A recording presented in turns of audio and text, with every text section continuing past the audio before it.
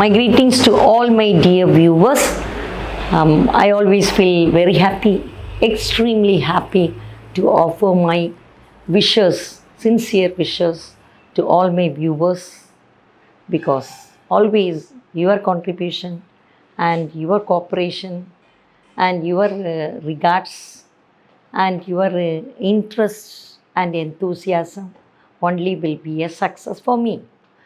I can work with commitment and involvement to reach the achievement only because of your role. So, dear viewers, thanks to all of you. Dear friends, now I have been using few words. It is always interesting to use words in this way, that is like poetic way, Poets in all the languages, in our mother tongue or in any language, the poets always use the words to have, to be said in a rhyming way. When we are small, the poems, when we read, there will be always a question, give the rhyming words. We look into the rhyming words, So that means that's the skill of a poet. The poet, poets, what do? It is always said poems are the spontaneous overflow of powerful feelings. So the poets, what they think, what they feel, they spontaneously say and put it in words, and they compose the poem. So we can also be poets. There are many poets, maybe among the viewers, even there may be poets. Even during the student life, in schools and colleges, some of them are interested in writing poems which are published in their magazines, in the school magazines and in the college magazines. So that poetic skill can be developed when we improve our vocabulary skill. So when we get a lot of words, storehouse of words, and improving the vocabulary by reading a lot of books, by going through the poems, by going through the literary pieces, we can improve our vocabulary. And when we have a good knowledge of words, and when we are thorough with the grammatical rules, all of us can be poets, can write very correctly, very perfectly, and also in a very appealing way, in a very impressive way, and in an attractive manner. Just now I said attractive and impressive. So here is the IVE is the last suffix. These are all called suffix. I think all of us know it. I have also told in my previous, I think in 1 or 2 videos I have spoken about suffixes.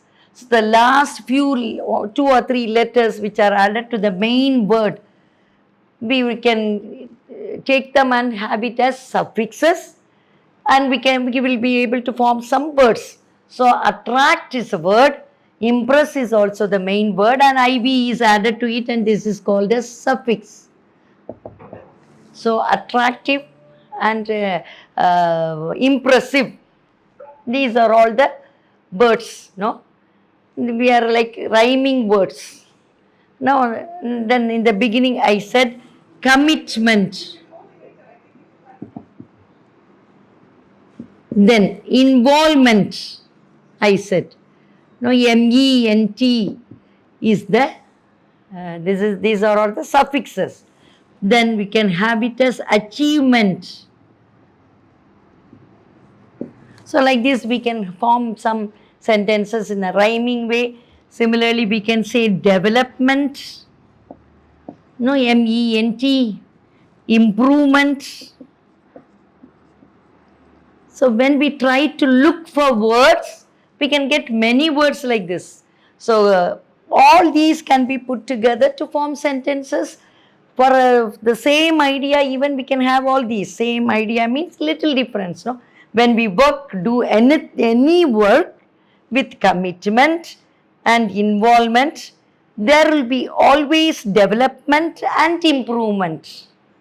And at the end, we will get the achievement. So, MENT words are here, and all these together, for a single sentence we are using this. So in that way, we can enrich our vocabulary, we can develop ourselves when we are able to know the correct usage of words. Simply knowing the words are not enough. We should know how best to use, how to put them in words, how to put them in proper sentences, maybe questions and answers, anything. No? Questions also should be formed properly, and answers also should be given correctly.